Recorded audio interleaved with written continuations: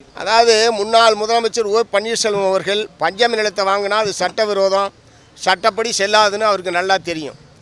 ஆனால் அதிகாரத்தை பயன்படுத்தி, சட்டத்தை பயன்படுத்தி எப்படியாவது ஏமாற்றி விடலாம் என்கிற நோக்கத்தோடு தான் அவர் இந்த மோசடியில் ஈடுபட்டிருக்கிறார். இது முழுக்க முழுக்க முன்னாள் முதலமைச்சர் செய்திருக்கிற மிகப்பெரிய மோசடி.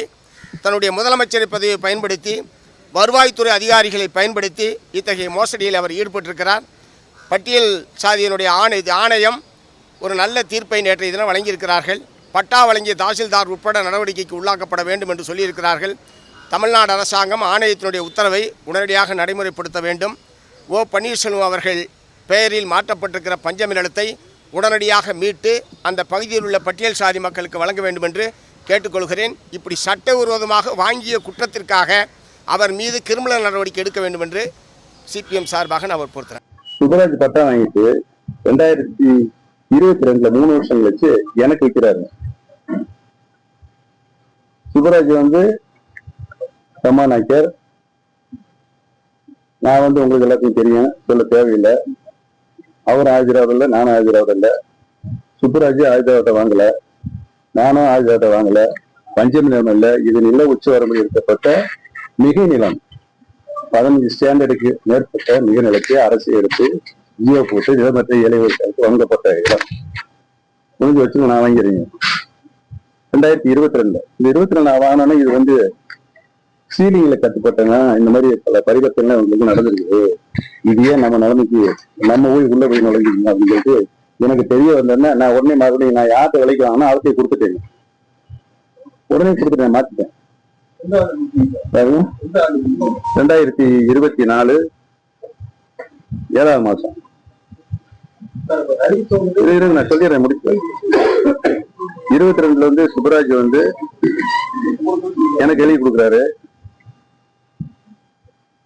22 12 டிசம்பர் மாசம் 7ஆம் மாசம் 7 மாசம் கழிச்சு இந்த பிரச்சனை என் கவனத்துக்கு வந்தோடனே சுப்பராஜ் என்ன இந்த மாதிரி பிரச்சனை இருக்குன்னா, ஆமா இந்த மாதிரி பிரச்சனை இருக்கு, என்கொயரி இருக்குது. அது ஹரிசங்கர் நம்மளுக்கு அது பிரச்சனை இல்லை, எனக்கு அந்த நோட்டீஸும் வரல, ஹரிசங்கருக்கு தான் வந்திருக்கு. அவரையும் போய் ஆணையத்துல பதில் சொல்லுது. ஏன்னா அவங்க இந்த மிக நிலமா இருந்தாலும் ஆயுதரால் கொடுக்கப்பட்ட இடமாக இருப்பதனால் அவரை இவர் போய் மனு கொடுக்குறாரு. யாரு? அவங்க பேரங்க இன்னைக்கு இருக்கு. அவங்க பேரங்க மனு கொடுத்து எங்க தாத்தா நம்ம எல்லாம் வாங்கினாங்க, செஞ்சாங்க, வச்சாங்க, எங்களுக்கு நல்லா வேணும் எங்களுக்கு அப்படின்னு சொல்லி மனு கொடுத்து அந்த விசாரணை பண்ணிட்டு இருக்காங்க. இவரை இன்னைக்கு விசாரிக்க போறது இவர் அங்கதான் இருக்காரு ஆணையத்துல.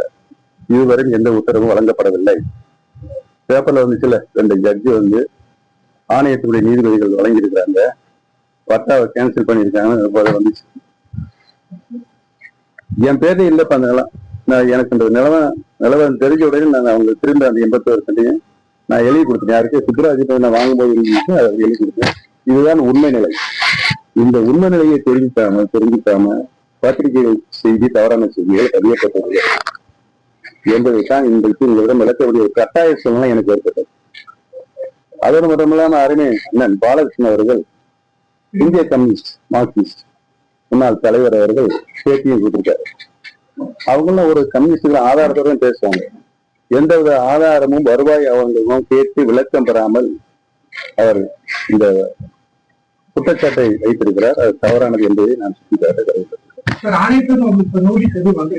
எனக்கு எந்த ஒரு நோட்டீஸும் வரவில்லை, எந்த ஒரு விசாரணைக்கும் ஜாஸ்தியார் முதற்கொண்டு ஆணையத்தில் எனக்கு வரவில்லை. இப்போ உபரி நிலமாக கொடுத்தது ஆயுதர்கள் தான் கொடுத்துருக்காங்க. அவங்ககிட்ட இருந்து வாங்கும்போது அது பஞ்சமி நிலம் பொருள் வராது. பஞ்சம அடிப்படையில் பஞ்சமமா இருக்கும். கவர்மெண்ட் டிக்ளேர் பண்ணிருக்கோம். ரொம்ப முன்னாடி அந்த நிலத்தை எடுக்கும் போதே அது பஞ்சமி நிலம் வகைப்பாடுக்குள்ள கொண்டு போயிட்டு அந்த பஞ்சமி நிலத்தை ஆயுதர்களுக்கு மட்டுமே வாங்கணும். அதை நிலமற்ற ஏசி எவ்வளவு வாங்க முடியாது. மிக நிலத்தை இருக்கிறாங்கல்ல, சீலைக்கு மேல இருக்கிறாங்க, அதை யாருக்கும் வாங்க. அவங்க நிலமற்ற ஏழை விவசாயம் இருக்காங்க.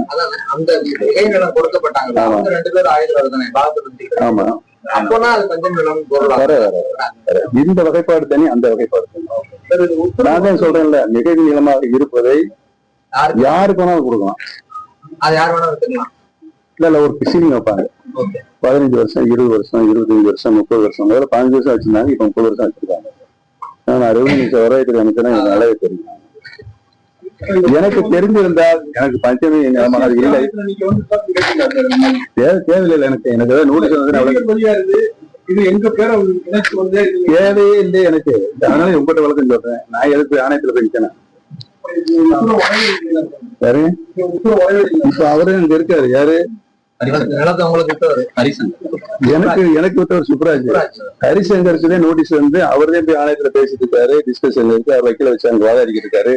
எனக்கு நாங்கள் திரும்ப அந்த நிலத்தை பெறப்பட்டதற்கு பதிலாக பரிவர்த்தனையாக வீட்டு மனையை நாங்கள் வழங்கியிருக்கிறோம். அதை ஏற்றுக்கொண்டு பத்திர ஆபீஸ்ல பதிவு செய்திருக்காங்க. அவர் சொல்லி அதை வாதாடிக்கிட்டு இருக்காரு.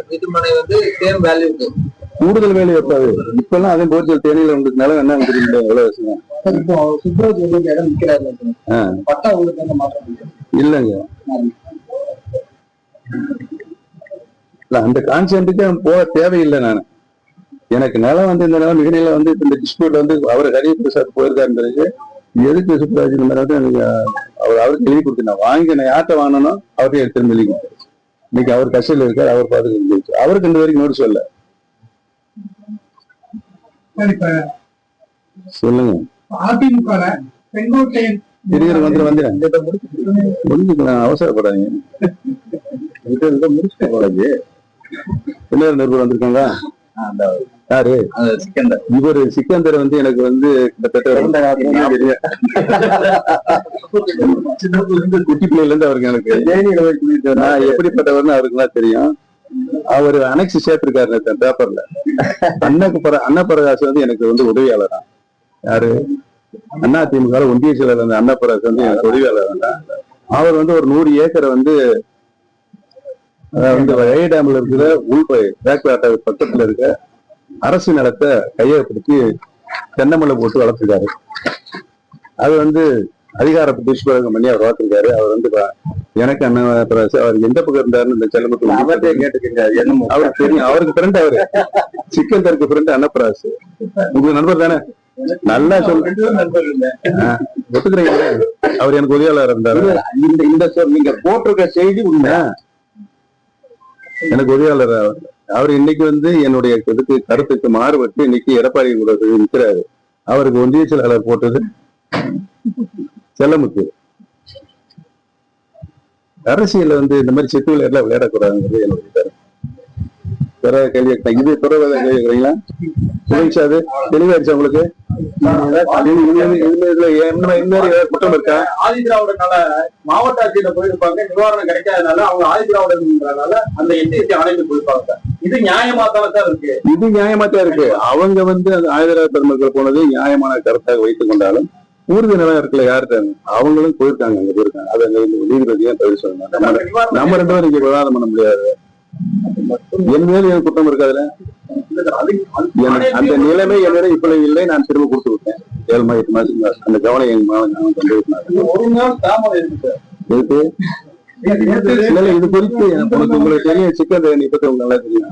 ஏதாவது விமர்சனம் என்னிடம் வந்தால் இந்த விமர்சனம் பல்வேறு கருத்துக்கள் எந்தெந்த வகையிலிருந்து வருகிறது அதுக்கெல்லாம் சேர்த்து பதில் சொல்லணும் தான் நான் வந்து பொறுமையா அந்த ஒரு நாள் பொறுமையா இருக்கக்கூடாதா?